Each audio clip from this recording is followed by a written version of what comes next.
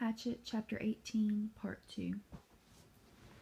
He went back to the hole in the fuselage and began to chop and cut again, peeling the aluminum skin off in pieces. It was slow going because he was careful, very careful with the hatchet, but he hacked and pulled until he had opened a hole large enough to pull his head and shoulders in and look down into the water. It was very dark inside the fuselage, and he could see nothing, certainly no sign of the survival pack. There were some small pieces and bits of paper floating on the surface inside the plane, dirt from the floor of the plane that had floated up, but nothing substantial. Well, he thought, did you expect it to be easy? So easy that way? Just open her up and get the pack, right? He would have to open it more, much more, so he could poke down inside and see what he could find. The survival pack had been a zippered nylon bag, or perhaps canvas of some kind, and he thought it had been red, or was it gray? Well, that didn't matter. It must have been moved when the plane crashed, and it might be jammed down under something. He started chopping again, cutting the aluminum away in small triangles, putting each one on the raft as he chopped. He could never throw anything away again, he thought, because they might be useful later. Bits of metal, fish arrowheads, or lures, maybe. And when he finally finished again, he had cleaned away the whole side and top of the fuselage that stuck out of the water, had cut down into the water as far as he could reach, and had a hole almost as big as he was, except that it was crossed and crisscrossed with aluminum, or it might be steel, he couldn't tell, braces and formers and cables. It was an awful tangled mess, but after chopping some braces away, there was room for him to wiggle through and get inside. He held back for a moment, uncomfortable with the thought of getting inside the plane. What if the tail settled back to the bottom and he caught and couldn't get out? It was a horrible thought. But then he reconsidered. The thing had been up now for 2 days, plus a bit, and he had been hammering and climbing on it, and it hadn't gone back down.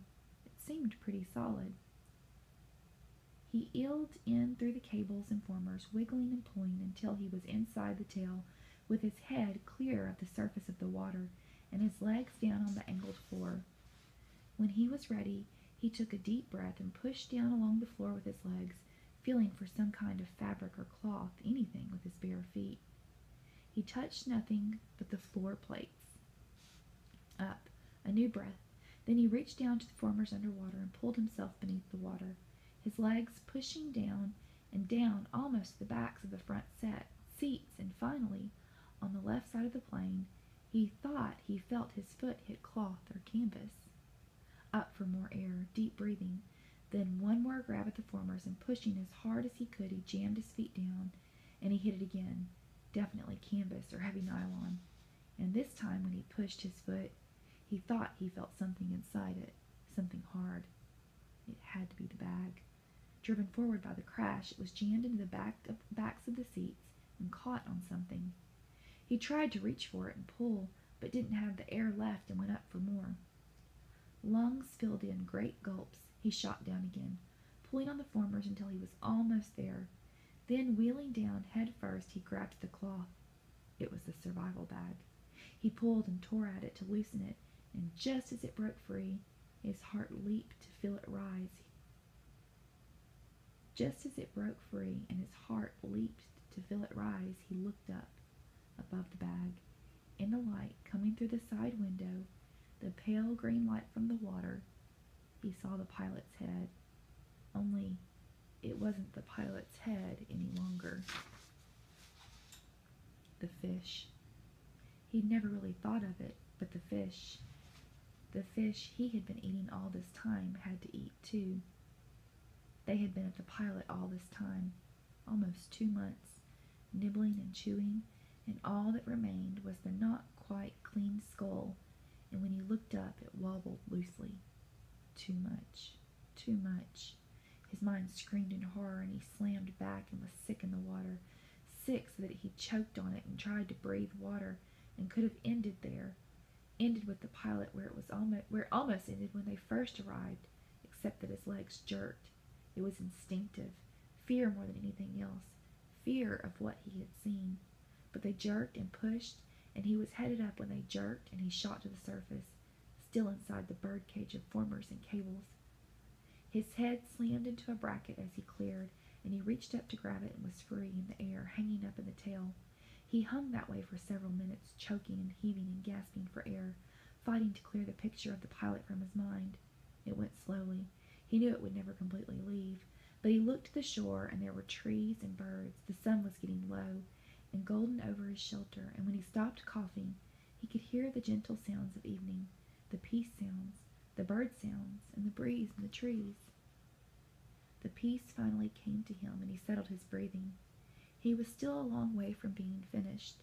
He had a lot of work to do. The bag was floating next to him, but he had to get it out of the plane and onto the raft, then back to shore. He wiggled out through the formers. It seemed harder than when he came in, and pulled the raft around. The bag fought him. It was almost as if it didn't want to leave the plane. He pulled and jerked, and still it wouldn't fit, and at last he had to change the shape of it, rearranging what was inside by pushing and pulling at the sides until he had narrowed it and made it longer. Even when it finally came, it was difficult, and he had to pull first at once. At one side, then the other, an inch at a time, squeezing it through. All of this took some time, and when he finally got the bag out and tied on top of the raft, it was nearly dark.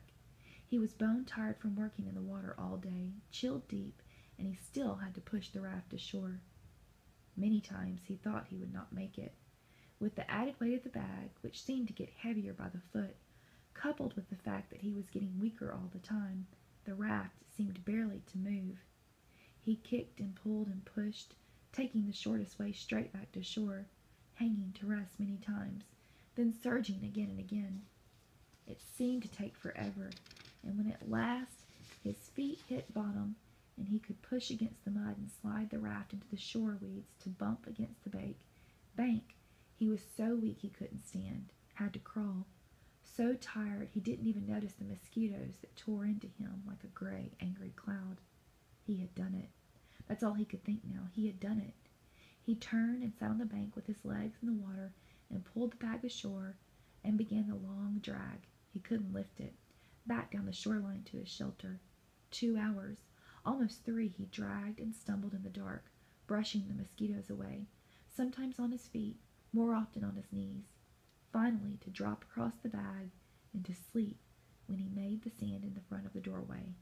He had done it.